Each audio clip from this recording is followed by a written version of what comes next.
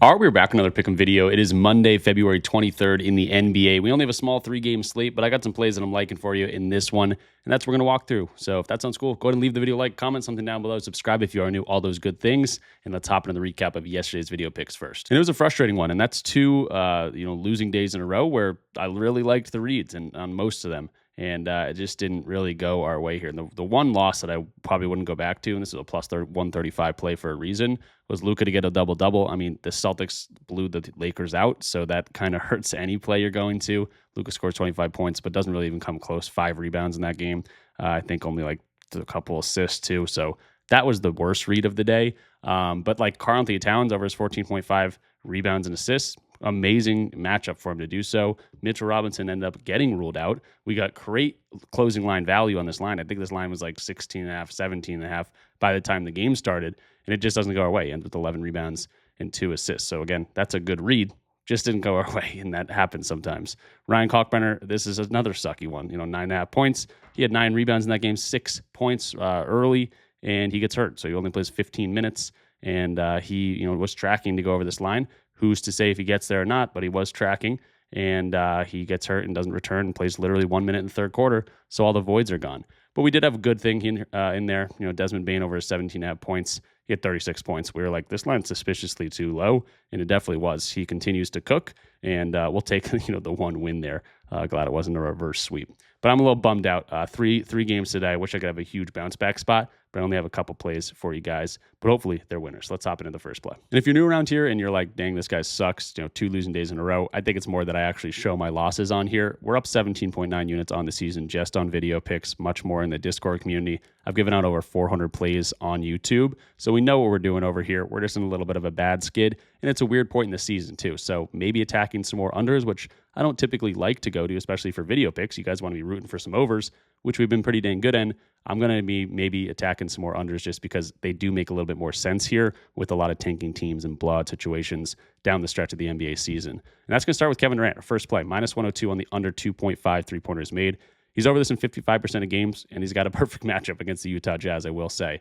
But these aren't the matchups that KD likes to go over this. KD is a volume guy. He can pull up from 3 a lot. He he very rarely gets spot up opportunities. You can see his spot ups actually 16% of his points. He's a very, gets a lot of scoring from different ways. He's not just a spot up dude. So 16% of his points come in these spot up situations. I think those are going to be the guys that really benefit from a matchup like this. And we got some huge blowout potential, 13.5 point spread. We know the Jazz don't want to win these games. And you can see in these good matchups, like 3-pointers attempted allowed, they're dead last. In these favorable matchups, KD's only over this in 5 of 17 games. That goes hand in hand with defensive rating. Defensive rating is bad. He's only over this in 35% of games. And the 3-pointers attempted go down a little bit in both these types of situations too. And that goes hand in hand with closing spread too. This is a 13.5 point spread. We could see a blowout too. If they're going into games and they're 10-point favorites, we can actually see that on Props Madness. They're going in these games that they should win.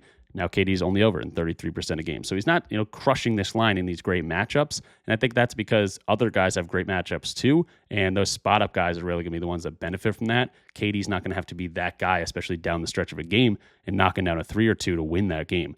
So the temps are going to be, hopefully lower. This might be a game that he doesn't see a ton of minutes in blowout situations. And the Rockets have not been great. They just had, a huge lead against the Knicks. They blew that thing. They want to get some wins, and hopefully they do that stuff early. And KD doesn't have to do much down the stretch of these games. Because, again, if you go back and see those closing spreads, if I can find it, see that win-loss margin. In games they're going to win or lose by, let's say, 5 points or less. This is when KD starts to knock down some threes. 43% of the games he's going over this, and a lot more games he's getting 2 rather than a lot of those games we were seeing him get only 1 3-pointer to go in those easier matchups, those cushier matchups. So I don't think they're going to have to rely heavily on KD. I think he can do some damage in other ways because this defense sucks overall. The Jazz don't want to win. Hopefully it's a big blowout, and KD doesn't see a ton of time. But even if it's not, I think the other guys, the spot-up guys like Reed Sheppard, Jabari, these dudes that can knock down some threes in a hurry, they might be the biggest beneficiaries. So if you don't want to attack the under, maybe looking those other guys for some overs and threes could be a good look here because it's a great matchup. I don't want to brush over that. I've said it a million times, but I just don't think it's a good one for KD to have to go out there and shoot a whole bunch of threes and knock them down. Now, he's played these guys twice already. The first game he went over, he shot 3 of 4. So if he shoots 4 threes, I don't mind this read at all. He needs to knock down 3 of them. If he shoots 3 or 4, tip your cap to him and go on your way. The other game, he shot 2 of 7. That's because they lost that game by 8 points, and he had to jack up some more shots, 25 shots in that game. And guess what? He still only shot 2 of 7. So that could happen too. So I think there's a lot of avenues for the under. The hit rate on the over has been better. And again, it's all context. You want to know the matchup and kind of what's going to happen throughout the game. And I'm liking the script for the under. And I might sprinkle something on this. You'll see it in the recap. But again, I just talked about KD's under, maybe going to Reed Sheppard's over. If that makes a whole lot of sense. They kind of correlate together, and you get some pretty good price here. Plus 132 on the over, 2.5 3-pointers made. Now again, Reed Sheppard's hit rate does not look great here. But if it's a great matchup for some spot-up action, I think Reed Sheppard could get the volume here, and he'll definitely let him fly in the easy matchup here against the Jazz. You can go, just like we saw the hit rate get worse for KD in these favorable matchups for a guy like Reed Sheppard. That's when he starts knocking down threes. You can see the 3-pointers attempted also go up. If you go to the stats, 3-pointers attempted, 6.2 to 6.4. So I guess not too much up, but he's hitting them, knocking them down a little bit more easier, getting opener looks. And then if you combo that with the minutes he should get today, just over this in 66% a game. So definitely something to look at. Could be a correlated combo, correlated parlay of some sorts. And could be a great way to attack this kind of slate where there's only 3 games. You kind of find these game scripts in your head. And this one makes a whole lot of sense for Reed to go over and KD to go under. Moving to the next slate is going to be an over, but it's going to be for a guy that's kind of benefiting from these tanking jobs teams are doing. Sabonis is gone. Zach LaVine's gone. There's other guys gone for this Sacramento team. Cardwell's also not going to be here. Hunter's also done for the year. So Raynaud's been getting a lot of minutes recently, and I'm looking at his points and rebounds at 25.5. He's expected for 30 to 39 minutes according to Props Madness. This is where the hit rate pops up to 61%, but he also gets the Jazz. We've attacked the Jazz matchups many times. We attacked Klingan back-to-back times against this team just a few days ago, and we can see a lot of teams, a lot of centers crushing their lines against this. Klingan had 39 on a 28.5 line, 25.5 line. He had 30. Sabonis had a big game against these teams back in February. Now Raynaud gets them. He's 7'1", and we talked about this matchup that the Grizzlies throw out there. Taylor Hendricks is going to probably step in there, so it's not going to be Kyle Anderson because he's doubtful today. So maybe they get a little bit bigger, but this team is just really, really small, and both these teams are bad. So Raynaud, going over to RotoWire, he's projected for 33 minutes in this game, so that's right in hand with that 30 to 39 minutes that he should be seeing. But this is games that he's not even, going up against teams that have a great matchup for him to grab rebounds, have a great matchup for him to score inside. This team is just very, very small, and Raynaud should be the biggest guy out there. Going back and looking at the Kings lineup, guys like DeRozan and Westbrook, they're going to lose minutes very quickly in any sort of blowout situation, but also they could lose minutes at any given time. Keegan Murray and Maxime Raynaud seem to be the guys that the Kings are very comfortable playing. They're their younger dudes. They want to get them action, even in these games that stay close, even in these games that blow out a little bit more. These guys are the ones that should be getting the time on the court, along with Nick Clifford. So those are the 3 guys on the Kings that I've been looking at. And Raynaud just has a big, big matchup because he's the biggest dude on the court against a very small team. And, he should be able to hopefully crush this line. 25.5 seems a little bit too low. Again, you can look at the hit rate to make it look a little bit better. In these games, he's getting the minutes that he should be expected to get today. And jumping to the last play of the video, it's going to be another under here. 3.5 assists for Dylan Harper, taking the under at minus 106 on DraftKings. Another one that looks, in terms of the hit rate, he's been crushing this line, but this is a horrible matchup for to get some assists. If he comes on the court and he starts shooting, I think that's what he's going to be there for, volume scoring off the bench. And he could get, around 25 or so minutes. That's kind of where he's been at recently, but this could be a really close game. 1.5 point spread, 2 really good teams going up against each other, 2 really good defensive teams going up against each other. And he'll probably get, RotoWire Props Mad expecting 20 to 29 minutes. I agree with that. I think he could even get a little bit less potentially just in this tough matchup. But Dylan Harper, again, volume scorer off the bench. I don't know if he's going to be able to dime up as well as he typically does against some of these weaker matchups that we have seen, like Suns matchup. That's probably the hardest one in this group, and he only had 1 assist in that game. So I think he's going to come in there, start shooting the ball, and if he can get those to go, I don't think he's going to be a huge volume kind of guy in terms of distributing the ball. Now let's take a look at these filters, make this hit rate look a little bit better. 50% of the last 20 games in 20 to 30 minutes, so that's around 50-50. But Castle's going to be in the lineup here, so now it drops to 45% of games. And it's a challenging matchup. Number 1 in terms of ranked assists per game defense. They literally don't allow, they allow the least amount of assists per game. So now in these spots, he's only over in 3 of 11 games. And all these guys are active. Fox going to be active. Wemby's going to be active. Vassell's going to be active. So he's had this one big game against the Thunder. But other than that, and that was 10 assists on 10 potentials. Other than that, he's coming in and being a little bit more of a scorer situation. He comes in, he can score the ball. I think they're going to rely on them a little bit more for that rather than the distribution factor with all these guys active. So Dylan Harper taking a shot as under in terms of assists, and that's what we're looking at for the final play of the video. So that'll do it for the video picks. But if you made it this far in the video, go ahead and like the video. Give us some good luck on the plays. Let's get out of this 2-day rut. Comment something down below. Subscribe if you're new. All those good things do help you to push this video out a little bit more. And let's hop into that recap. We talked about 4 plays, kind of 3.5 plays here. KD on the under 2.5 3-pointers. That's going to be a main line play for me. I think it makes a whole lot of sense. KD shouldn't have to jack up a bunch of threes. Now, if he shoots 3 of 5 or something, or 3 of 4, then that sucks, and it's a read that I'm totally fine with. If he shoots 6 threes, 7 threes, then it starts to be like, okay, was this a bad read? If he shoots anything more than that, then obviously it's a bad read. But we're going off volume here. I don't think he's going to have to shoot too many. It's a great matchup for a lot of guys to knock down threes, and I think other guys like Sheppard have the better opportunity here. So that's why I'm attacking Sheppard's over for a 0.5 unit play over the 2.5. This is a plus 132 too, so great value on that one as well. Then we got Maxime Raynaud for the Kings over his 25.5 points and rebounds. Should be the biggest dude on the court, full unit play there. And then Dylan Harper under his 3.5 assists. Very difficult defensive matchup, especially for assists. So if Dylan Harper does contribute, I think it's going to be more towards scoring than distributing. So those are the 3/4 plays, 3.5 plays I got down. Again, make sure you take into account unit size. And of course, don't just blindly take the things that I take.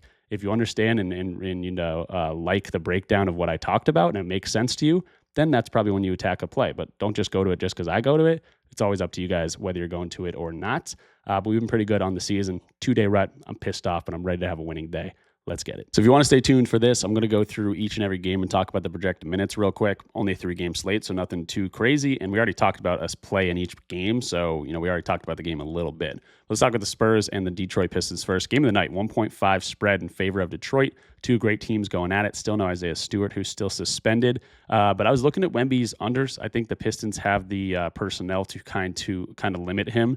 If you did want to look at a Wemby over, maybe some threes, get Durant out of the paint a little bit more. Or if he's slacking in the paint, Wemby can maybe knock down some open threes. But I don't like the potential for Wemby to score a decent amount in this one, just because they could do the Suns treatment where they throw 2 or 3 guys on him. In which case, I do like Stefan Castle or Stefan Castle, how do you ever say his name, to get some points, rebounds, assists, whatever it might be. At the same time, though, very difficult matchup for a lot of these guys. So Wemby's under points, maybe Castle over PRA or points, or Wemby over threes. Kind of a weird read on that, but that's kind of the things I was looking at. In terms of projected minutes, this is what we got going on. Again, we're already attacking the under for Dylan Harper. Detroit side of things, Cade Cunningham should be the guy here. Pick and roll beat defense for this Spurs team is very, very weak in terms of their whole defensive scheme. They allow these high volume guys to go in there and score the ball. So definitely Cade would be the guy that I'm looking at. Maybe a Durant under, potentially too, if it kind of goes hand in hand and makes a whole lot of sense. I was going to look at Duncan Robinson's under because they do limit these spot-up opportunities, but at the same time, Duncan Robinson really good in these hard defenses that don't allow a whole bunch of spot-ups, because they do allow some spot-ups. They just don't allow a bunch. And Duncan Robinson, kind of a hard shot taker, hard shot maker. We've talked about that many times in the past. Then moving to the Kings and the Memphis Grizzlies, we already talked about this game. I broke down all the minutes pretty much. Keegan Murray is going to get the time in the court. Maxime Raynaud should get the time in the court, and same with Nick Clifford. Everyone else could lose minutes in a very, in a hurry in any sort of blowout situation, or just in general. Sometimes they just don't play DeMar. Sometimes DeMar gets 35 plus minutes. You never really know for that team. But the guys that I really focus on for this Sacramento defense, or a Sacramento team overall, is Keegan Murray, Raynaud, and Nick Clifford. Those are guys getting minutes. On the Memphis side of things, it's just kind of, whoever's out there, they're splitting minutes. So you can see everyone's pretty much projected from 21 to 28 minutes on this entire team. There's a lot of guys out for this team, and they usually run 9 or 10 guys. And again, they're going to split the minutes depending on who's playing a little bit better, might get a little bit more time. So harder to read on this team, especially for overs and for unders, just because you don't know who's going to be playing the most minutes. But Ty Jerome's volume has been insane. His usage rate on the season has been insane. He should be, out there and scoring, diamond up if he can. But at the same time, he's due for a bad game at some point. He's shooting really good percentages, but the volume's there for him. Very high usage player. Then we got the Jazz and the Rockets. This could be a huge blowout. Houston minus 13.5. They just came off a bad loss against the Knicks. They come out there and smack this Utah team around, and Utah doesn't even want to win this game. So going to look and projected minutes for this team, Ace Bailey would be the guy that I look at. He's getting a ton of time on the court. And a guy like Isaiah Collier can always get more and more minutes, especially if some of these other dudes don't play. But we're a team to go to, other than the guys that, I just mentioned, Ace Bailey, guys like Collier, and maybe even looking at some unders for the better players in that team. Filipowski is another dude we've attacked, but I don't like his rebounding matchup in this one as much as I did the other day when we went to him. Houston side of things, again, we talked about the potential for a lot of three-pointers going up for some spot-up guys, catch-and-shoot guys. So guys like Tari Easton, Jabari Smith Jr., Reed Sheppard, I think those guys could be knocking down the threes, but at the same time, could be a massive blowout. So then that's a little bit scary point. I think Kevin Durant can score in other ways. I don't think he's going to have to jack up a ton of threes, but if he shoots 3 or 4 and cooks us, that sucks. But at the same time, I think the three-pointers attempted should be like 6 or below. And in that situation, I'm liking our chances on the under 2.5 3-pointers. Doesn't mean KD doesn't score, but if there's a blowout, if there's a little bit more limited minutes for a guy like KD, that's good for an under, and especially for threes. You don't think he's going to have to rely on that. But for the other guys, they should get some open looks, and hopefully that contributes to a blowout situation. So that'll do it for me in this one. Full slate breakdown complete, video picks complete. I don't think there's anything else to do other than maybe shout out Pickett if you want a bet tracker. There's a link in the description down below. Totally free for you guys to use, and you get some free kickback when you do sign up using my code RichPicks. Same thing with Underdog. Bet $5 or play $5. Get $75 in bonus funds right off the bat. No brainer. Use code RichPicks, and 2-mans are now optimal on Underdog. Really, really nice to be able to not have to stretch out and go for a 5 or 6-man to be optimal on that platform. Absolute game changer. So check out Underdog as well. And of course, check out Props Madness. That was a tool I was using all throughout the video. All the links are in the description down below. If you want access to all my plays as well, there's a link for that too. Giving everyone 50% off, $10 for your first month for my Discord community, which is my picks and also a community aspect. You get to talk to other people as well as me in that community chat or whatever it might be. So that will do it for me. Everyone stay safe in the Northeast. There's blizzard's kind of crazy. It's a lot of snow coming down, very high winds. So stay safe out there. Hopefully we have a bounce back spot. Really loving the plays I got for you guys. But I've loved a lot of these plays, and some guys are just screwing us. That's why I'm a little pissed off right now. So hopefully someone doesn't, go in there and, Raynaud shoots like 1 of 25, like Brandon Miller and like Jalen Green. But he's not kind of got that guy. Hopefully he gets a bunch of rebounds today, and our other guys come through for us too. But I'm rambling. I'll see you guys in the next one. Peace out. Thanks for watching.